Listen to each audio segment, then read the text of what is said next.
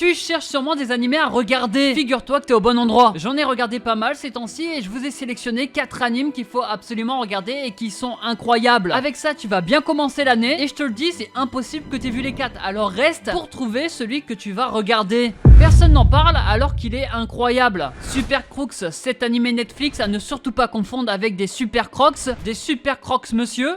Bon, on va pas tous les faire non plus. C'est un animé que t'as sûrement déjà vu quelque part. Sûrement grâce au même, mais pourtant personne l'a regardé. L'histoire se passe aux États-Unis et là-bas, il arrive que des personnes naissent avec des super pouvoirs. C'est le cas de Johnny Bolt, le perso principal. Très petit, il vivait une vie assez dure. Il va se faire harceler à l'école, il va être en conflit avec sa mère et il connaît pas son vrai père. C'est pour ça qu'il va rêver d'une seule chose, partir et changer de vie. C'est là qu'un soir, il va avoir des super pouvoirs qui vont commencer à se manifester. Il rêve de devenir un super héros, sauf que le problème c'est qu'il va causer un grave accident qui va causer la mort de plusieurs personnes. Ça sera l'occasion pour Johnny Bolt de devenir un criminel. Mais dans ce domaine, il va totalement échouer également. Tous ses plans vont tomber à l'eau. Il va finir plusieurs fois en prison. Après, c'est normal quand tu te promènes avec un Bolt dans la poche. Non mais Francis, Bolt c'est son nom. Et bah normal parce qu'il se promène avec un Johnny dans la poche. Le mec a rien compris. Du coup, il va décider de faire un gros coup. Le dernier. Et de toute façon, si ça réussit, il est en sécurité tout le reste de sa vie. Il a pour projet de braquer le plus grand super criminel du monde. Vous allez voir que ça ne sera pas si facile que ça, surtout au vu de son équipe et au vu de ceux qui protègent ce mafieux. Super Crook, c'est un anime de super-héros, vous l'avez remarqué. Et bien qu'il soit japonais, il est aussi américain et on ressent énormément cette touche. On a l'impression d'y voir une grande inspiration avec The Boys ou Invincible. D'une part pour son côté mature et gore, d'autre part parce qu'il y a des super-héros qui sont pas vraiment super-héros mais plus vilains, mais ça marche un peu dans l'ombre, un peu comme le Homelander, je crois qu'on l'appelle comme ça dans The Boys. Je pense que c'est pour ça qu'il est beaucoup moins connu que les autres, parce que entre les trois, on va pas se mentir, c'est le moins bien, mais il est quand même incroyable. L'animation est folle et ça c'est normal, ça nous vient du studio Bones, ceux qu'on fait MHA par exemple ou Psycho 100. Le fait que Johnny et son équipe sont un peu à la ramasse rend l'histoire totalement déjantée, on s'ennuie pas, seulement 13 épisodes donc regardez-le. Il touche pour genre action, drame, fantastique, science-fiction, surnaturel et pour thème combat, crime et super pouvoir. Super Crooks est dispo sur Netflix, je le répète. Bref, comme d'hab, le petit like qui fait plaisir et qui aide beaucoup. La semaine prochaine on sort la grosse vidéo. C'est la dernière chance de me mettre un anime qui a été gâché par le fanservice en commentaire. Ça m'aide grandement pour l'écriture au cas où j'ai loupé des trucs.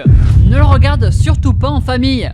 Love After World Domination, j'en avais déjà parlé il y a quelques années à sa sortie. C'est l'occasion d'y remédier parce que moi, il m'a énormément convaincu. Mais alors, ça parle de quoi? On suit l'histoire de Fudo Aikawa, un super héros, entre guillemets. En vrai si, mais c'est plus comme des Power Rangers. Leur but, apporter la paix dans le monde. On suivra aussi l'histoire de Desume Magahara, reine de la mort et leader de l'organisation secrète Gecko, qui a pour but de dominer le monde. Vous l'avez peut-être pas compris, les deux vont tomber amoureux, ils vont avoir un coup de foudre, sauf que ça va être un amour interdit, parce que l'un est dans le camp du bien et l'autre dans le camp du mal. Comment vont-ils faire pour cacher leur relation tout en se battant entre eux, parce que oui, ils sont obligés. Bah ça on va le savoir que si on regarde cet anime totalement what the fuck qui est dispo sur Crunchyroll. Ce qui est fou avec celui-là, c'est que les scènes d'action sont plutôt bien faites. Les combats sont dynamiques et la touche d'humour rend le truc encore plus incroyable. Surtout quand le perso principal il fout d'eau partout.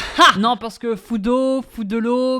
Bon bref, l'humour tournera entre les deux persos principaux parce qu'il y aura pas mal de scènes gênantes entre eux avec du fanservice. Faites attention, soyez pas choqués, il y en a. Et aussi parce que le perso principal est ultra maladroit, mais par contre c'est un bon. Même la fille qui est du côté du mal, il y a un grand décalage entre comment elle est quand elle travaille entre guillemets et comment elle est avec le perso principal. D'ailleurs la romance est bien faite tout en étant mal faite, je m'explique. Le mot amour, comme le verbe aimer, qui lui est relatif, recouvre une large variété de significations distinctes. Attends, je pars peut-être trop loin là. La romance est sympa, sans prise de tête et elle peut nous faire rire. Mais le fait que les deux personnages principaux sont tout le temps gênés, comme si c'était leur premier amour alors qu'ils ont tous les deux 64 ans, rend la chose totalement frustrante et qui fait aussi que la romance n'avance pas comme on aimerait qu'elle avance. C'est le petit point négatif, surtout quand on sait que la romance est le thème principal de l'anime. À part ça, je t'invite à le regarder, il touche pour genre action, comédie, eichi, romance, science-fiction, shonen et surnaturel. Et pour thème amour super-héros, Love After World Domination est dispo sur Crunchyroll, note-le quelque part. Tu risques d'être choqué. Urasekai Picnic est une activité à faire en famille sur la plage et on mange des sandwichs, ce genre. C'est ce que j'aurais dit si on aurait parlé de pique-nique. Mais là on parle bien de cet anime science-fiction horreur qui est vraiment pas mal et encore une fois je vois peu de personnes en parler. Dans celui-ci on suit l'histoire de Sorawo Kamikoshi. C'est une étudiante introvertie et passionnée par les phénomènes paranormaux. Sauf qu'un jour en explorant un monde parallèle appelé l'Other Side, en français l'autre monde, et je sais je suis impressionnant, j'ai réussi à traduire. C'est un monde rempli de créatures effrayantes. Heureusement elle elle va rencontrer Toriko Nishina, une fille experte en armes à feu. Les deux vont s'allier pour s'aventurer ensemble dans cet univers mystérieux, dans l'espoir de retrouver une amie disparue. Et bien sûr, tout en survivant aux horreurs qui les attendent, parce que ça va pas être si facile que ça. Les monstres dans cet univers un peu particulier est inspiré des creepypasta et légendes urbaines japonaises. Donc si t'aimes les histoires genre Slenderman, Backroom ou ma prof de français, des grandes creepypasta, tu risques d'aimer cet anime, avec des vraies légendes d'internet. Alors certes, si tu n'aimes pas, tu vas pas être déçu non plus, c'est juste que c'est quand même assez original, donc je me sentais de le préciser. L'Otherside est dangereux et bizarre, ce qui rend chaque exploration intéressante, mais aussi prenante. Devant l'anime, t'as vraiment cette tension assez particulière, surtout que cet anime a des moments de contemplation, ce qui accentue cette tension. En tout cas, ça m'a fait cet effet sur moi. Et si vous pensez que c'est pas fini, bah c'est pas fini. Il y a de la romance, ça sera entre les deux personnages principaux. Le duo marche très bien et est très attachant. Ça permet de rendre l'histoire un peu plus complète parce qu'on va pas se mentir, l'intrigue, elle est pas très originale. Chercher quelqu'un qui a disparu, c'est vu et revu. C'est quoi, c'est une ref à mon chat disparu ou quoi? Ah bah non, c'est pas drôle en fait. Surtout que j'ai pas de chat. Urasekai Picnic touche pour genre action, aventure, fantasy, mystère, science-fiction et pour thème autre monde, survie, univers alternatif. Encore une fois, dispo sur Crunchyroll. La romance à voir absolument.